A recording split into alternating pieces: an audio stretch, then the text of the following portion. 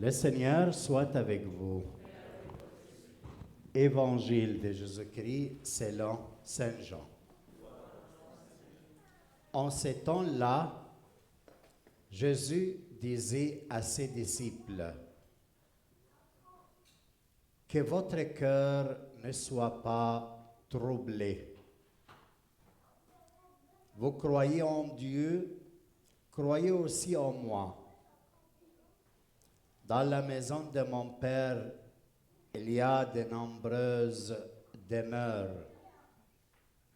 Sinon, je vous aurais dit, je pars vous préparer une place. Quand je serai parti, vous préparer une place, je reviendrai et je vous amènerai auprès de moi, afin que là où je suis, vous soyez. Vous aussi. Pour aller où je vais, vous savez le chemin. Thomas lui dit, « Seigneur, nous ne savons pas où tu vas. Comment pourrions-nous savoir le chemin? » Jésus lui répond, « Moi, je suis le chemin, la vérité et la vie. Personne ne va vers le Père sans passer par moi. Puisque vous me connaissez, vous connaîtrez aussi mon Père. De maintenant, vous le connaissez et vous l'avez vu. » Philippe lui dit, « Seigneur, montre-nous le Père, cela nous suffit. » Jésus lui répond, « Il y a si longtemps que je suis avec vous et tu ne me connais pas, Philippe. Celui qui m'a vu a vu le Père. Comment peux-tu dire, montre-nous le Père? Tu ne crois donc pas que je suis dans le Père et que le Père est en moi? Les paroles que je vous ai dites, je ne les dis pas de moi-même. Le Père qui demeure en moi fait ses propres œuvres. Croyez-moi, je suis dans le Père et le Père est en moi. Si vous ne me croyez pas, croyez de moi à cause des œuvres elles-mêmes. Amen, amen, je vous le dis, celui qui croit en moi fera les œuvres que je fais. Il en fera même de plus grands, parce que je pars vers le Père. Acclamons la parole du Seigneur.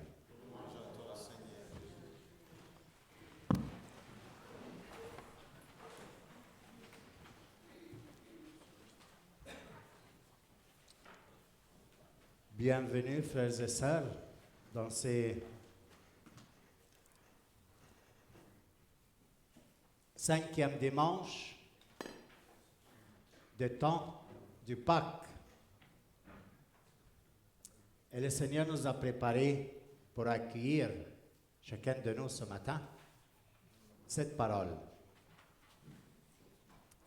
La première lecture, il parlait des problèmes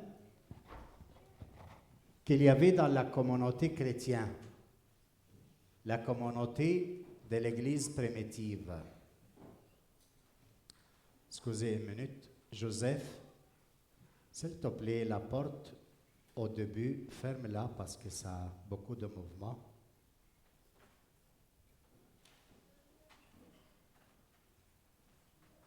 Merci.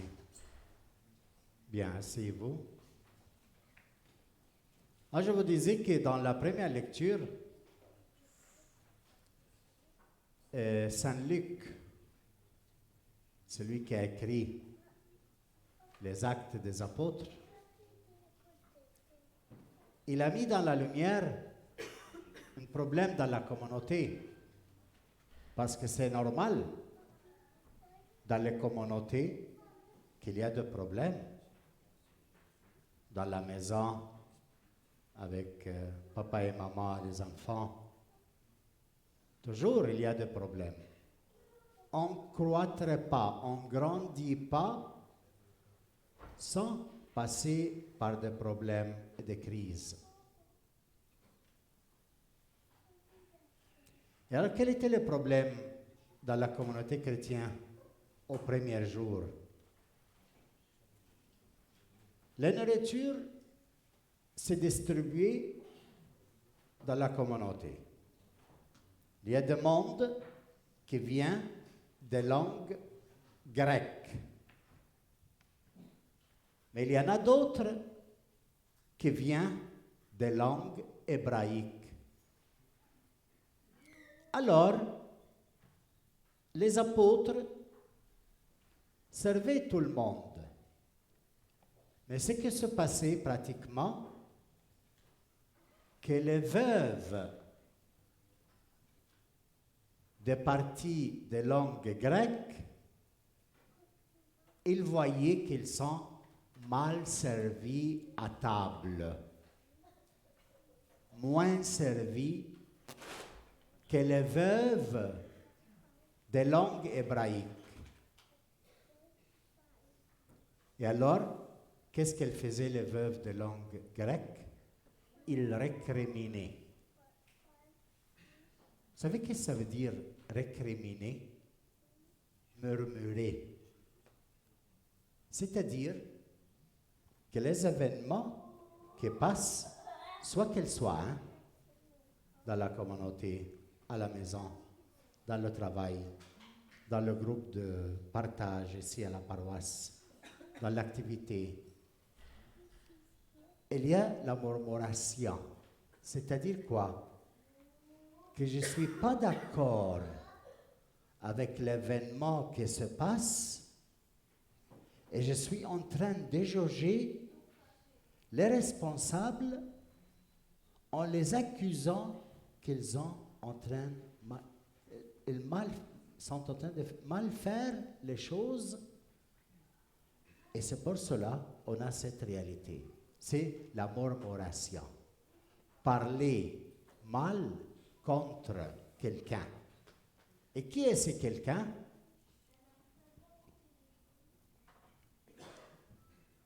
C'est Dieu à la fin. Peut être le responsable en première phase. Mais l'histoire le fait Dieu. Quand on murmure,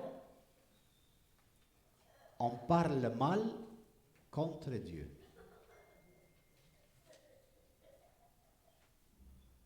Et quand tu parles mal contre Dieu, tous les événements vont contraire à toi. C'est normal. Mais les apôtres, qu'est-ce qu'ils ont fait devant cette réalité? Ils ont réuni l'assemblée, ils ont choisi 7 frères, ils ont commencé à faire bien le travail. Il y a des solutions pour les choses. Mais le problème, c'est quoi? Les murmurations. On peut voir la réalité, on fait une évaluation, mais une évaluation est différente de murmurer.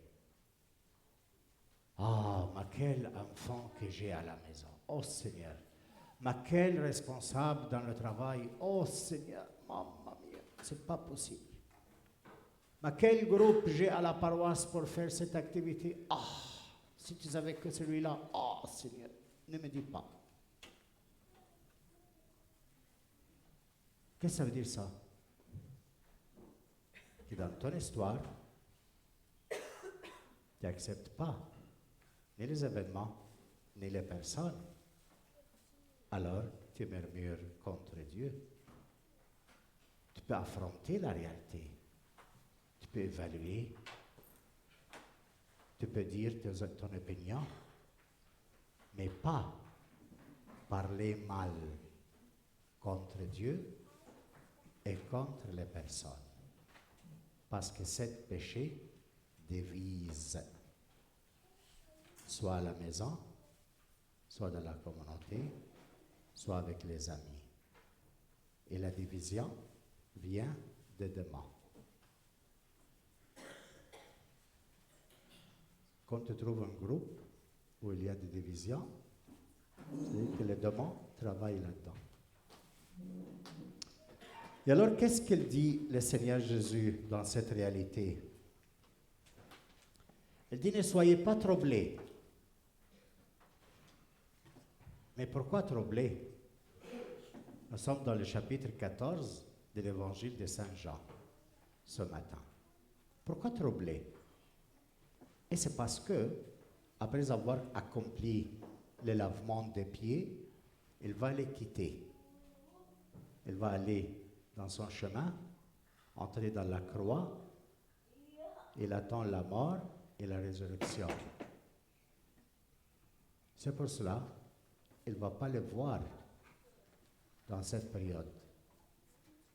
Ils ont resté ensemble 3 ans à vivre des choses. Et alors, qu'est-ce qui se passe? Il annonce qu'il va à sa croix. Ils se sont mis dans le trouble. Vous savez qu'est-ce que c'est le trouble? Par exemple, quand il y a une vague dans la mer, la mer, il fait bouger la barque, le bateau, troublé. Quand les ondes sont très hautes, troublées, la mer troublée. Alors les disciples sont troublés parce que Jésus va les quitter. Alors Jésus, qu'est-ce qu'il leur dit? Ne soyez pas troublés. Pourquoi? Parce que moi, je vais à vous préparer une place. Qu'est-ce que tu fais dans ta vie? Tu travailles, tu acceptes la compatibilité avec les autres pour affirmer tes capacités. Tout ça pourquoi? Pour une place. Tu as une femme, une renommée. Tu as un nom apprécié. Tu es quelqu'un dans la communauté apprécié, respectueux. Le monde peut retourner à toi et te parler. Tu as une place dans la communauté, à la maison, dans le travail, une place. Pas seulement la place où tu t'assois, une place dans le sens de honneur, de respect. Tu as une place. Alors tu fais une personnalité, tu affirmes toi-même pour être quelqu'un. Je ne sais pas qu'est-ce que tu as souffert dans ta vie, tu as senti que tu es nul, et tu n'acceptes pas que tu es nul, que tu es rien. Et alors tu fais tout ton effort pour devenir quelqu'un. Alors tu affirmes toi-même avec ta force, avec ta voix, avec tout. Tu affirmes toi-même. La bonne nouvelle que je te dis ce matin, sois tranquille, ne trouble pas. Ne sois pas troublé. Pourquoi? Parce que le Seigneur te prépare une place. Et quelle est cette place? Il va où? Chez le Père. À préparer une place chez le Père. Et il dit, où je suis, je reviendrai de là, après avoir préparé une place, et je vous prendrai avec moi. Parce que là où je suis, je veux que vous soyez là. Mais il ne dit pas seulement ces paroles aux disciples. Il les dit à tout le monde. à toutes les générations. Là où je suis, je veux que tu sois avec moi. Mais pour aller là où il est, il a pris un chemin. Et quel était le chemin? Ici. Regarde. Ça, c'est le chemin. Il a laissé une trace. Et cette trace, il a laissé pour qu'on puisse le suivre. Parce que là où il est, si nous voulons aller, parce qu'il a préparé une place, il faut passer par le chemin dans lequel il a passé. Il dit, je suis le chemin, la vérité et la vie. Alors, là où il a passé, on passe. Il reviendra à nous prendre pour rester avec lui.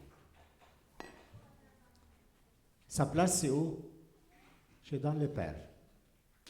Moi, je suis dans le Père et le Père est en moi. Comme vous croyez le Père, croyez en moi.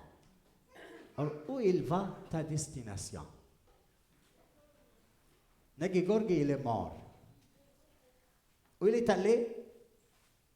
Il a une destination, à sa place. Mais toi aussi, et toi aussi, et moi, et toi, on va mourir. Est-ce qu'on a une place? Alors, quelle est la place? Chez le Père. Ça, c'est ta place. Le papa de Jésus. Et le chemin, c'est ici. La croix. Dans ta vie, il y a une croix. Quelle est ta croix? Qu'est-ce qu'elle te fait souffrir dans ta vie? Quelles sont les choses que proprement, quand on le touche, tu deviens bête. Je ne peux plus. Il y a quelque chose dans lequel on touche, tu deviens bête.